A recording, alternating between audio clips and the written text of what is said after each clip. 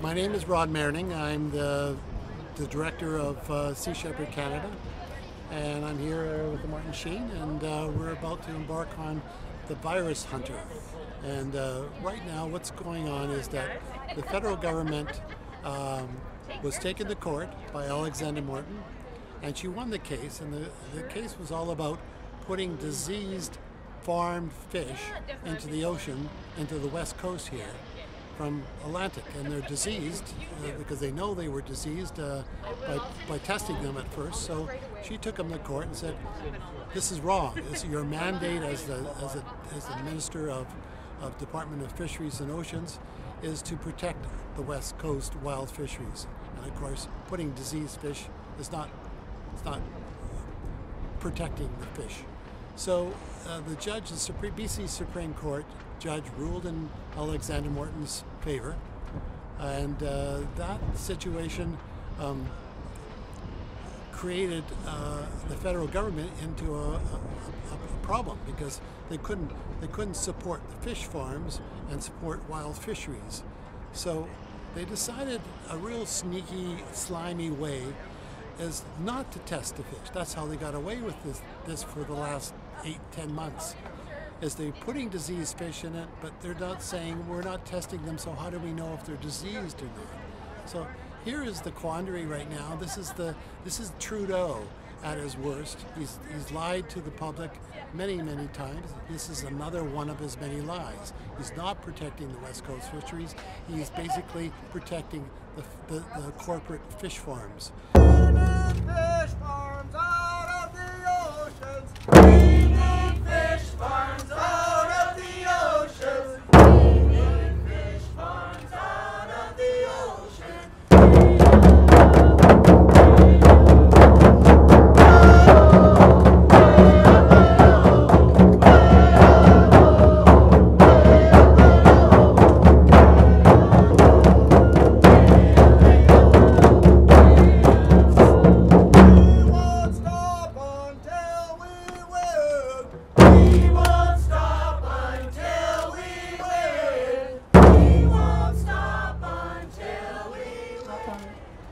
I would just like to take a moment to recognize this land and the water we're on today as Coast Salish.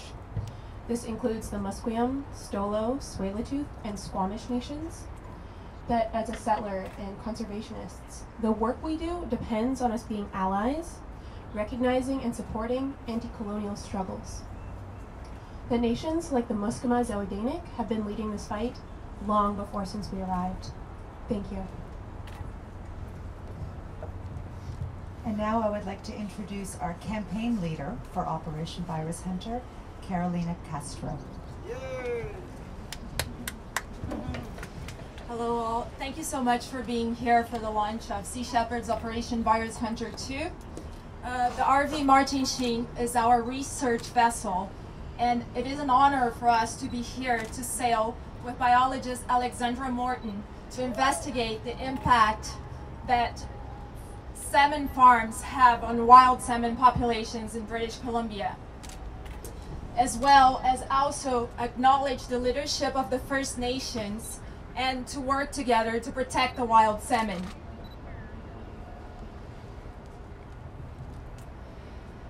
This campaign would not be happening if it wasn't for our fearless leader on this campaign, biologist Alexandra Morton. Alex.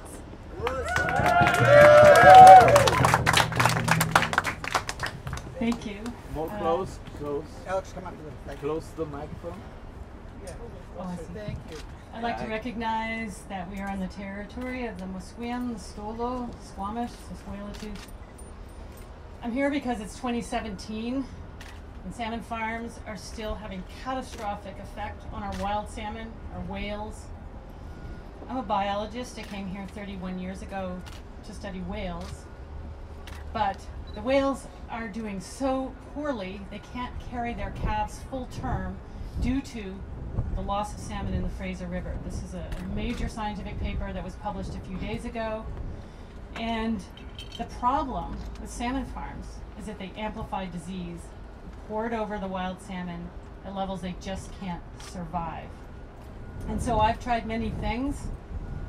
I am enormously grateful to Paul Watson and the Sea Shepherd for providing the ship so that we can go and look at every farm again this year. We made many discoveries last year about the herring, about the disease in the farms. But I'm primarily here to serve the First Nations, who are the ones who will correct this situation and allow the wild salmon to come back. So it's a great honor to be here today with Chief Willie Moon from the Zawadanic and aboard this ship.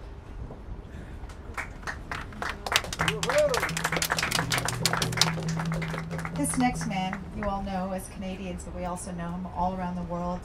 He wears many hats. He's an environmentalist, he's an author, he's a broadcaster, and he's been at the forefront of the environmental movement. And David Suzuki, please come on up. We've been waiting for you. Thank you. Well, it's my honor to be here today to send Alexandra off with our best wishes for her big expedition. I'm third generation and proudly third generation Canadian, but I am in awe of the Indigenous people who have lived here for thousands of years. As you know, this is Coast Salish territory, the Musqueam, the Tsleil-Waututh, and the Squamish First Nations who lived here and cared for this land and the waters for thousands of years. And we better learn something pretty fast from them about what genuine sustainability is. My ancestors came to this land from Japan. So naturally, fish are important to me. I can't imagine being Japanese without a very close relationship with fish. And so the oceans, the birthplace of all life, the oceans have been very, very important to me. And I've watched it over the years with great alarm as I've seen, witnessed with my eyes, the oceans being degraded. And it's not just overfishing, it's not just habitat loss. The oceans are being impacted by the existential crisis of our time, which is climate change. And as you know, as we're producing more carbon dioxide than plants can absorb, that carbon dioxide builds up in the atmosphere, dissolves into the ocean as carbonic acid, and so the pH drops. We are acidifying the oceans. Now you might look at the numbers and think that's a tiny amount, but the reality is our blood, which has about the same pH as the oceans, if it changed in pH by the extent to which the oceans have now been changed, we'd be dead. Life evolved in a stable acid base solution, and tiny changes that we are now causing are having enormous impacts. And so we're adding insult to insult. Bottom dragging of nets is the dumbest way to get our food. It joins drift nets, these as really a very, very destructive way of fishing. But also it's we're adding to it with our conceit that we can use the oceans to farm animals. And we've got nothing against aquaculture, but we're saying if you're going to do it the right way, and don't do it at the cost of the oceans themselves. Salmon farming in British Columbia is crazy because for a number of reasons. One is, why the hell is it we have 5 species of salmon on the west coast? Why is it most of the salmon being grown in our net pens are Atlantic salmon that don't belong here? And I can tell you, Atlantic salmon are tough as nails. They're repeat spawners. They go out to sea, they come back, they spawn, they go back, whereas ours are programmed to live out their lives and spawn once and die. They're very different kind of animal, and I have had direct experience with how different they are as survivors. So why bring an alien species into these waters? 2, they're carnivores. We don't grow tigers or lions on land for meat. Why are we growing fish that have to be fed fish to feed high-end customers? Doesn't make sense. Well, there's a solution to that. Everybody knows that my solution is feed them insects, and I can tell you all about that another time. But there are alternative sources that don't depend on fish. But finally, in open net pens, we're using the oceans as a garbage can. And we know darn well that this can't go on indefinitely. I have scuba dived under open net pens, and I can tell you there's nothing under there. I took a yardstick and shoved it into the feces and waste food up to my armpit, and I didn't touch bottom. It's like a biological desert under these net pens. Get them the hell out of the water, or at least surround the waters of the net pen so that we control them and filter them. These are the solutions that are out there, and for some reason the Department of Fisheries and Oceans doesn't really give a shit about fisheries or oceans. They're worried about people that want to use the oceans and the fish. So we're not focused the right way. What Indigenous people tell us is the oceans are the source of life. And as long as the oceans are happy and healthy, then we will be able to live and flourish. But DFO and our government's focus seems to be the other way around, and focused on providing an income and all of that other stuff without paying attention to the health of the oceans. The oceans are a mess, and one of the ways that we're screwing it up is with open net pens, and that's got to stop. Thank you very much for coming. You know, with the clear support of scientific evidence, Operation Virus Hunter 2 will continue to address and expose the enormous health risks as well as the devastating environmental and ecological destruction directly and indirectly related to the farmed salmon industry.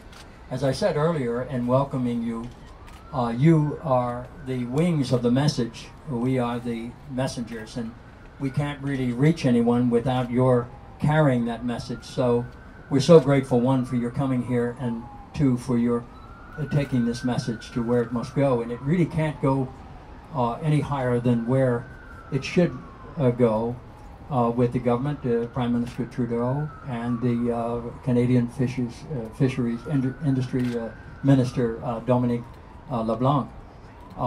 These two specifically need to become personally aware of this problem, and even if they don't take our word for it, or any of the speakers here today, or any of the scientists that have become involved in this measure and exposed what's going on, then they should listen to their own commission, the Cohen Commission, which recommended 17 different articles to alleviate this horrible environmental and ecological problem, and not a single one of them have been implemented. In fact, most of them remain unknown to the public. So our message today is to those two gentlemen in particular: please do what you are elected to do and what you are capable of doing, and save your own environment here in British Columbia.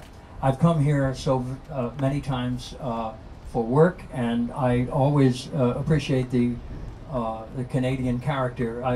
I've often said when I cross the line from my home country that I feel like I've left the land of lunatics, and never is that more apparent than present. But I'm not going to make this about that bunch south of here. I just want to again thank you so very much. I couldn't be prouder to have this vessel, because the RV behind the name of this vessel is not recreation vehicle, it is research vessel. And so for that reason, I could not be more honored to have my name carved in the bow. So my thanks to all of you again, and you're going to meet the captain and crew and ask any questions you like of any of us that have spoken, and any of our friends that have blessed us with their presence this afternoon. All right, thanks so very much. Next up, we have the president of the Wild Salmon Defenders Alliance and the elder of the Squaw First Nation leader, Eddie Gardner.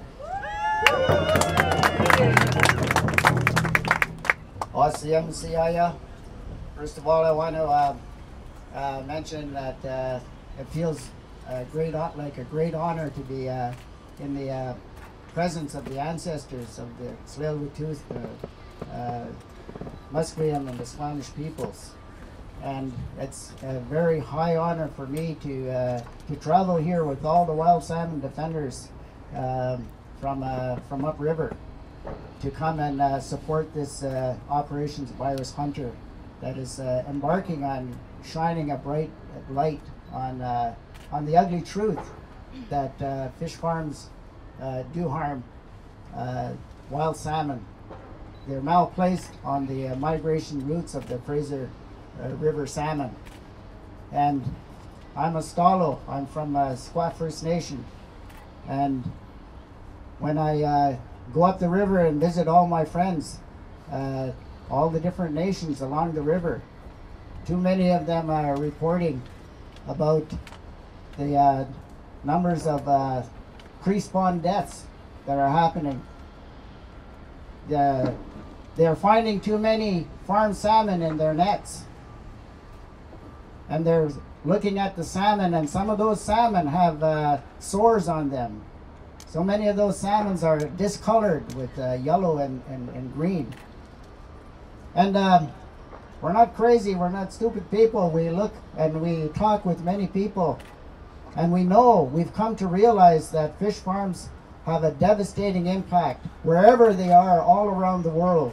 And we witness right on the ground what is happening to our wild salmon. That stems, you know, all those things that I mentioned, that stems from those fish farms, those open net pen fish farms, and they have to go. And we know that the federal government has said over and over again that what we want to do is make decisions based on science. Last year there was scientific evidence, hard scientific evidence that showed the harm that those fish farms are doing, not only to wild salmon, but to also the herring and the clam beds. And when we witnessed the Musqueam, Zawadena people issue an eviction notice to the fish farms in their territory, we stood up and we said, yes, we support them. We support them 100%. I am proud to be a member of the Squaw First Nation, and our chief and council have stepped forward and sent those messages to Dominique Leblanc, and told him, you know, that those fish farms have to go because they're threatening our indigenous Aboriginal rights to a salmon fishery. And it would be a sad day indeed if those fish farms were to be the cause of the last salmon that runs up the river. We have our first salmon ceremonies every year. We don't want to have a last salmon ceremony. So it's a great honor to be here. It's a great honor to have Willie Moon be with us here today, and we're very honored and we're very proud of Martin Sheen, who has donated this beautiful research vessel to Sea Shepherd. We're very honored that Sea Shepherd is doing this work in collaboration with Dr. Alexander Morton, marine biologist, whose credibility is very high. And so the Wild Salmon Defenders Alliance is presenting this check for $500 to support the Sea Shepherd in their effort to bring out the truth and wake up the federal and the provincial government about what they're doing to our wild salmon. And we have one message to John Horgan. He's the new Premier of BC. We're asking John Horgan to step forward and stop signing those leases to the fish farms. Thank you for coming. We'll see you.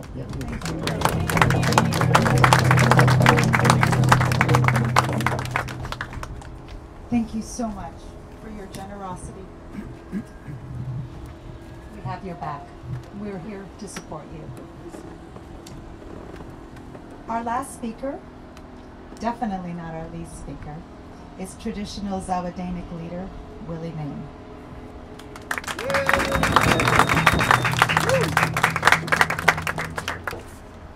Before I say anything, I would like to recognize Musqueam, Tsleil-Waututh, for allowing us to be on their traditional land here. I'm very honored to be here today to speak to this voyage. I was a part of it last year when they came into our territory. And I was quite happy to hear they were coming back in again this year. And I know for the past 30 years, our nations have never signed any agreements with the fish farming industry or the governments to say they could come into our territory. For 30 years we have said no to the industry. For 30 years it has fallen on deaf ears. We have 2 new governments in, and we have asked a few times now for the Prime Minister to come and meet with my people to talk about how we're going to get rid of these fish farms out of our territory. And now that we have a new provincial government, I'm calling on John Horgan and his group to come to my community and to meet with our people and talk and plan on how these fish farms are going to be removed out of our territory. We have never signed an agreement with them, so they are trespassing into my territory, and I get very fed up with them when they come out and say, "Oh, you guys are coming in to trespass into our territory," and yet we have not given them that rights to that land or the waters. We still claim and hold on to that title that we've never given it up. It is unceded territory, and our people are going to keep moving forward to fight until we get these fish farms out of our territory.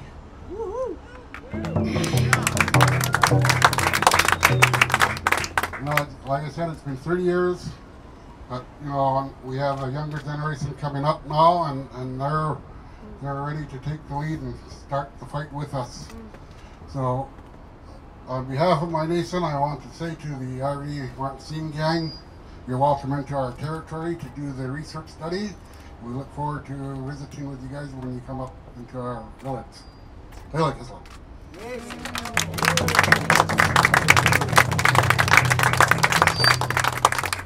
And now we'd like to invite some questions.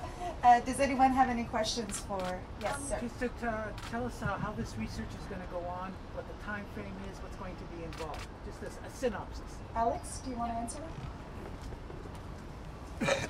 We're going to be leaving here on Saturday and making our way. Step forward. Thank you. Sorry. Yeah, the Martin Sheen is going to be leaving the dock here on Saturday morning, and we're going to be following the migration route of the Fraser sockeye, looking in every single fish farm, testing the water for viruses, taking sediment samples, photographing the fish, because the industry maintains the fish are healthy. But last year what we found was massive numbers of them were finning on the surface. Their heads were stuck in the air bubbles trying to breathe. These are all signs of disease. And so there will be papers published from this, but also we are very aware that the public needs to be brought along on this trip too. So through the Sea Shepherd's website and my own, we will be, and on Facebook, we will be bringing people along with us. Yes, you had a question. Can we do one-on-one interviews? Afterwards, you should come see me first. Yeah. Okay. Anyone else? I've got a question. Can you talk a little bit more about the mission statement and sort of what the goal is? Mission statement and the goal. Carolina?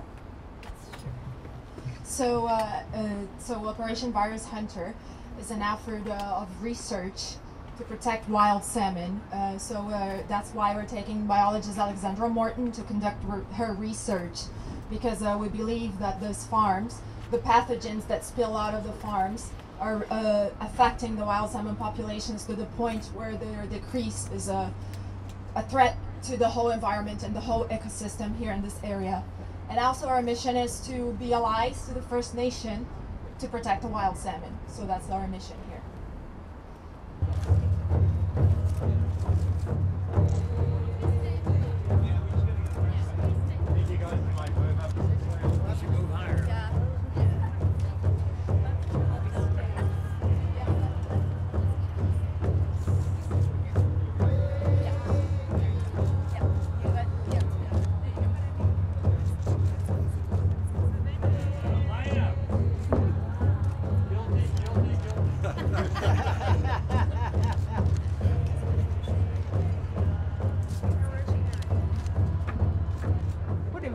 Seen happen in your territory that you find very alarming, and especially if you're related to fish farms?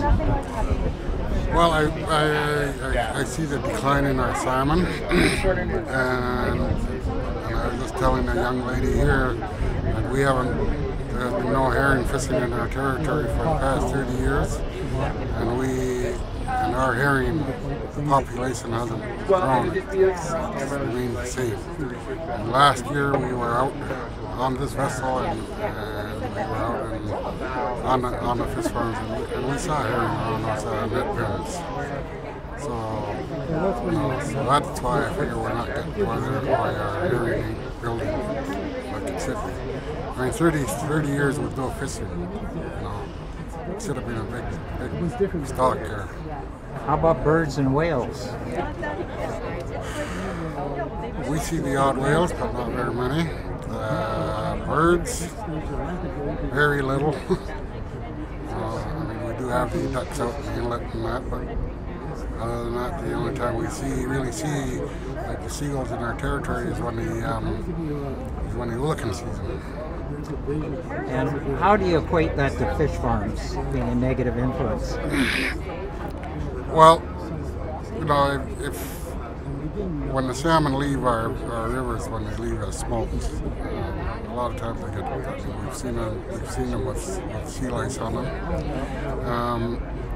and we've seen them in the pens last year. You know, we saw some wild smolts in our fish pens. So I mean, that's just one fish farm. I mean, if we got 27, 29 fish farms in there, you know, it adds up. Yeah. You know, I mean, the reason I am still doing this is because it's 2017 and salmon farms are still being allowed to have catastrophic impact on our wild fish, therefore on whales and the whole environment, the forest, everything. There really has been no progress with the federal government, shockingly. I mean, Trudeau gave his minister a mandate to use science to conserve wild fish, but he's not.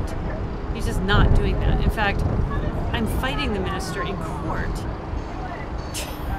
because he wants the fish farmers to be able to put fish into this ocean without testing them for Piscine virus, which is a highly contagious salmon blood virus. So I'm hoping that the federal government just doesn't know that the bureaucrats are kind of sealing this off and making me out to be, you know, a liar. But the federal government is doing nothing. They're obstructing my science. They are denying what I'm finding. But now we have this new provincial government. We got all the farms with the NDP, and they are not talking to me. That always worries me because I do know the most about this industry of anybody in British Columbia, just for the simple reason that I've made it my life. I'm really the only person that's made it her life, you know, for 30 years to look at this thing. But they've got a green rudder on them. And so we don't know what that means. Mm-hmm. Andrew Weaver's a climate scientist, so he should understand the value of wild salmon. He is a scientist. He should understand the risk of allowing these viruses to replicate and pour out of these farms. So, you know, I'm hopeful, and I continue to be hopeful for the federal Liberal government that they will perhaps just not want this to turn into a scandal that's going to stick to them. You know, they still have the opportunity to try to figure out what's really going on, because their bureaucrats are obstructionary. They're not interested at all in protecting wild salmon from this. Not at all. I mean, one of the things I spend a lot of time doing is freedom of information searches, and so I get the emails between people in DFO talking about fish farms or disease or sea lice, and I've read thousands, tens of thousands of pages of these emails, and there has not been a single one who has said, what about the wild salmon in this? You know, what are we doing about that? Or here's an idea of what we should be doing about it. It's all about media lines. It's all about making it look like they're doing something, or look like there's no problem, or look like I'm a fool. Well, I'm not a fool.